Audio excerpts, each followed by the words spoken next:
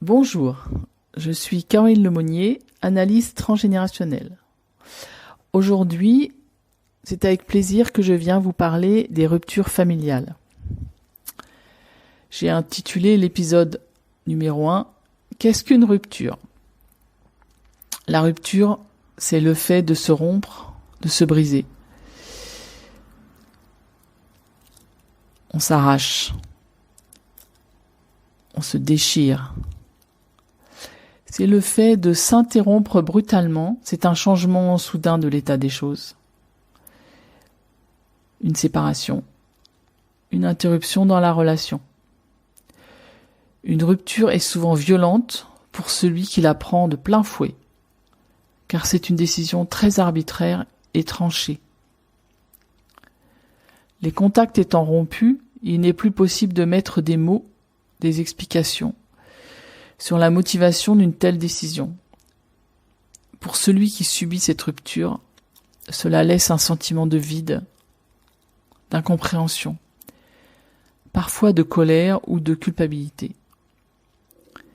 Il y a une grande part émotionnelle dans la rupture. Une personne peut choisir de rompre avec tout le clan, n'avoir plus aucun contact avec ses parents, sa fratrie, et parfois même avec ses enfants. Il est également possible de prendre la distance avec une ou plusieurs personnes de la famille. Dans ce cas, cela crée une scission entre les membres de la famille, entre ceux qui côtoient toujours la personne qui a décidé de rompre et ceux qui ne le fréquentent plus du tout. Vient alors un questionnement lors des événements familiaux. Comment faire pour gérer la situation ? Cela pose un problème pour celui qui a provoqué la rupture, qui n'a pas forcément envie de croiser des personnes avec lesquelles il a rompu.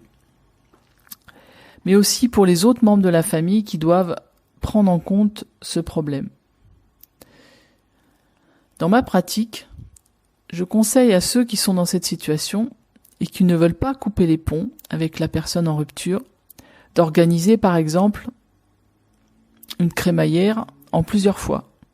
Il y aura une première fête avec ceux qui se côtoient toujours et peut-être une autre crémaillère avec le proche qui met de la distance. Ainsi, vous gardez les liens avec tous sans envenimer la situation et en prenant en compte les positions de chacun avec diplomatie et empathie. Les ruptures laissent des traces aux générations suivantes, car elles ne sont pas parlées, expliquées. En psychogénéalogie, c'est tout le côté émotionnel qui se transmet de génération en génération. Et ces ruptures génèrent un sentiment d'abandon, une incompréhension. C'est une situation inachevée qui se transmet donc à la descendance. Il est fréquent qu'une rupture perdure dans l'arbre. Les descendants de ceux qui ont voulu ou subi la rupture ne sont plus en contact et le lien est rompu depuis bien longtemps. Une grande volonté de renouer sera nécessaire aux descendants pour retisser une relation avec les personnes mises à l'écart lors de la brouille initiale. Mais il faudra aussi régler tout le côté émotionnel qui reste en suspens. C'est aussi très difficile. Les ruptures sont dues à un désaccord ou à un conflit lors de changements importants dans la famille.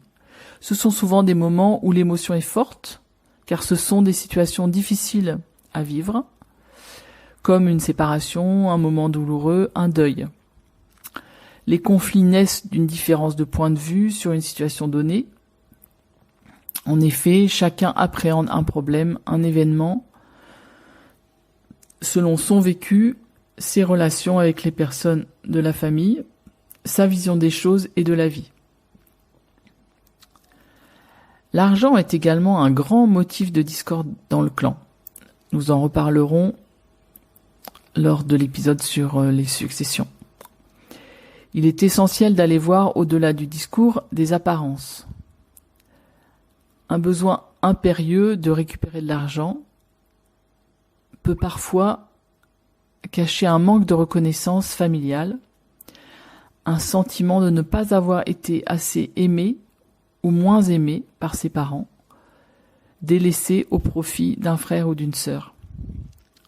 C'est une grande souffrance d'enfance qui rejaillit. La plupart du temps, celui qui demande plus n'a pas toujours conscience de ses propres blessures. Dans le prochain épisode, je vous parlerai des différents éléments déclencheurs de rupture dans le clan. Merci de votre attention.